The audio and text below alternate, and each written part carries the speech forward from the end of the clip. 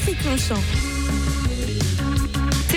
Il est 7h42, bienvenue dans Ce n'est que le début. Patrick Longchamp, je te laisse nous présenter ta 26e solution. Et ouais, souvent on les voit à la sortie des églises, parfois des boulangeries, parfois simplement allongés sur une bouche d'égout et en essayant de trouver un peu de chaleur. Qui sont-ils ? Ce sont des SDF, ce sont des hommes de la rue.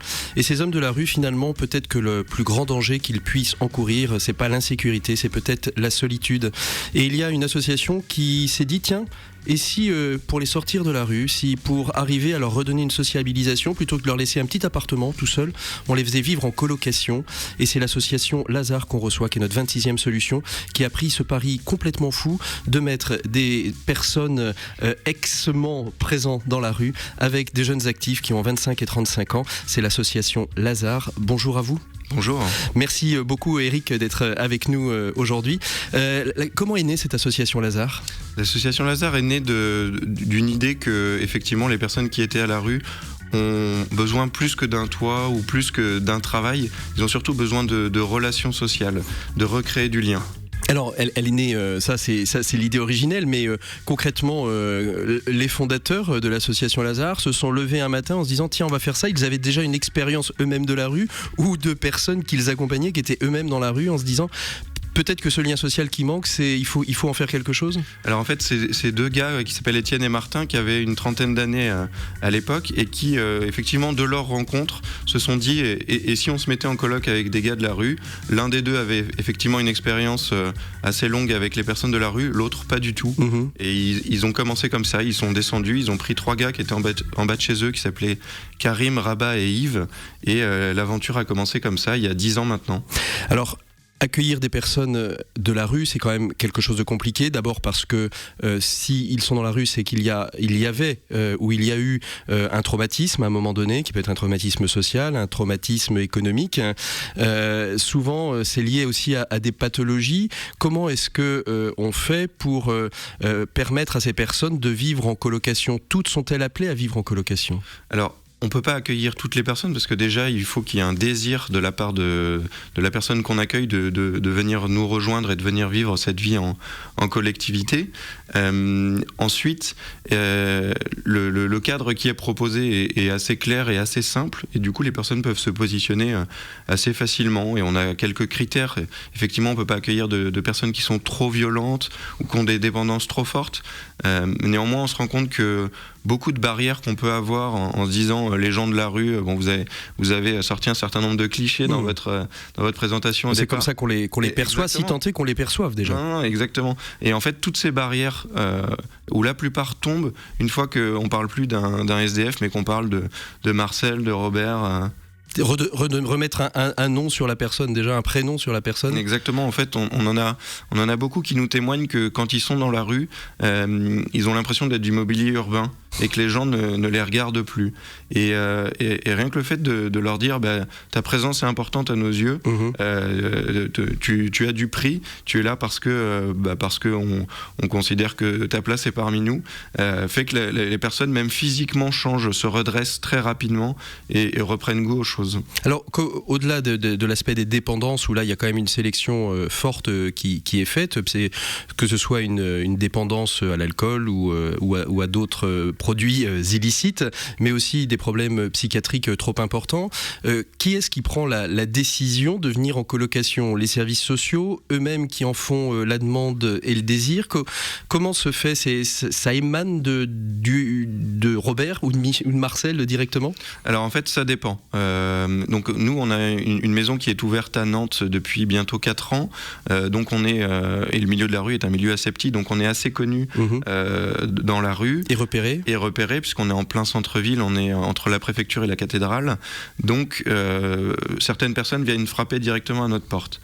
La plupart du temps on essaye quand même de faire un lien avec les travailleurs sociaux et que ça soit un contrat un peu tripartite entre le travailleur social, la personne qu'on accueille et nous, puisque à l'intérieur de nos maisons, on a pris la décision, on a fait le choix de ne pas faire d'accompagnement au sens propre des personnes, de laisser ça à des professionnels à l'extérieur de la maison, de manière à ce qu'à l'intérieur de la maison, il n'y ait que des relations gratuites.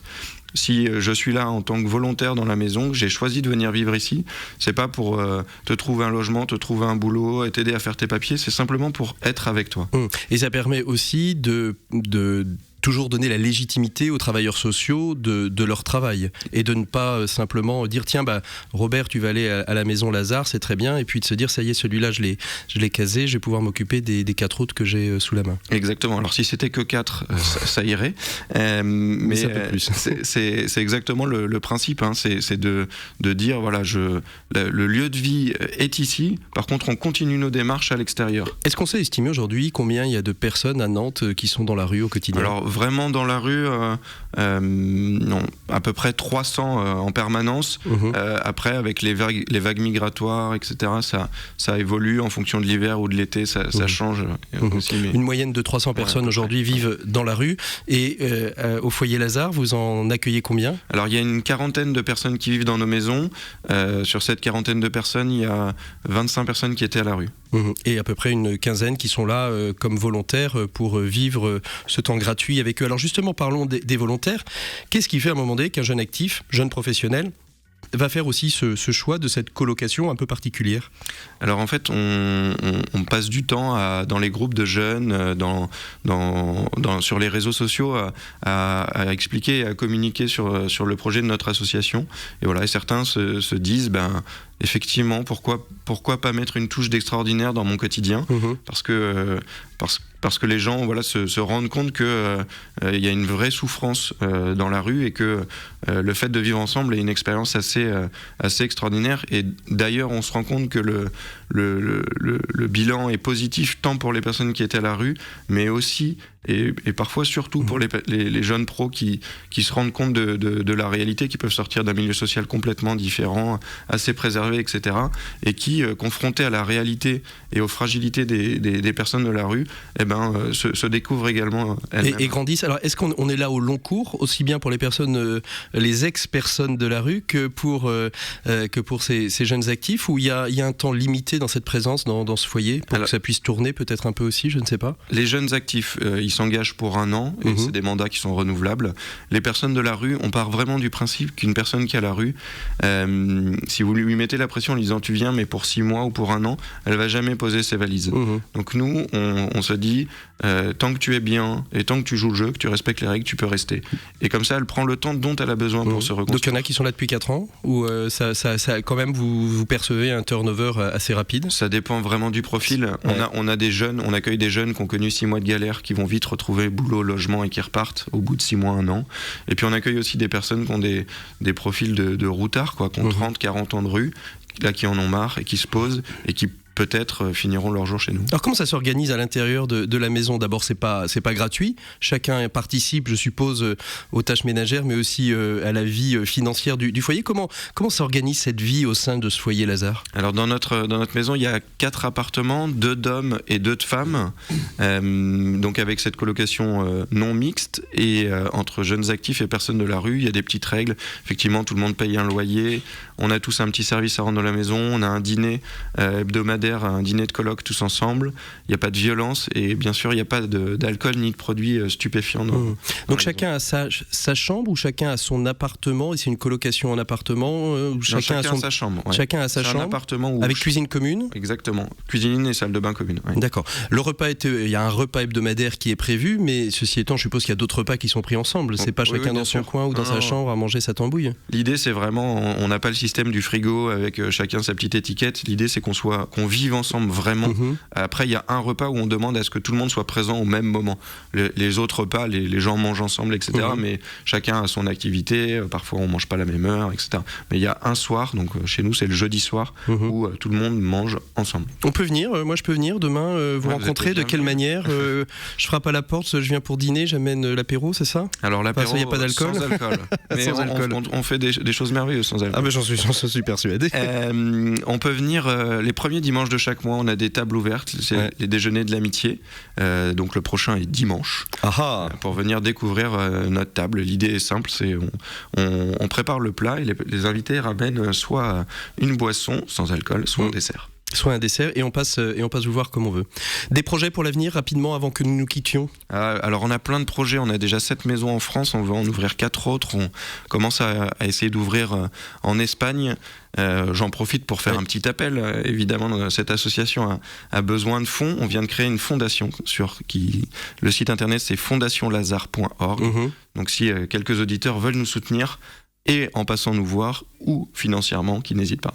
Ok, donc on peut vous écrire, donc on peut vous contacter sur l'adresse que vous venez de donner, on peut vous aider financièrement, des projets de développement de maisons. Vous êtes aussi entendu un petit peu par les pouvoirs publics, vous êtes pas trop, vous arrivez à travailler main dans la main, côte à côte, sans trop de difficultés? Bien sûr, on essaye d'avoir une association qui est vraiment économiquement pérenne, donc on finance nos travaux par des dons et ensuite les loyers payés par les colocataires permettent le fonctionnement de l'association. On ne veut pas vivre sous perfusion des pouvoirs publics, mais on travaille main dans la main, notamment pour l'accueil, pour la transmission des dossiers, etc. Mais aujourd'hui, on a quelques financements publics, mais pas beaucoup, si certains nous entendent. Merci beaucoup en tout cas d'avoir été notre 26e solution, l'association Lazare. Vous pouvez retrouver toutes les informations sur leur site internet, bien évidemment. Moi, je vous souhaite un très bon week-end. Vous pouvez nous retrouver sur les réseaux sociaux, sur la page Facebook de Ce n'est que le début pour nous délater, nous donner des nouvelles solutions. Et puis, je voudrais, avant de terminer, bien évidemment, saluer Thomas parce que c'est sa dernière journée à Sun et on lui fait plein de bisous et plein de bonnes choses pour la prochaine aventure. C'est ça, Thomas? Merci beaucoup Patrick, c'est très gentil à toi. Merci à toi de nous avoir proposé toutes ces solutions aussi. À bientôt et bon week-end à tous. Merci Patrick Longchamp. Cette interview aussi à retrouver en podcast sur le site de la radio www.leçonunique.com et on repart tout de suite en musique avec Gaspard Royan.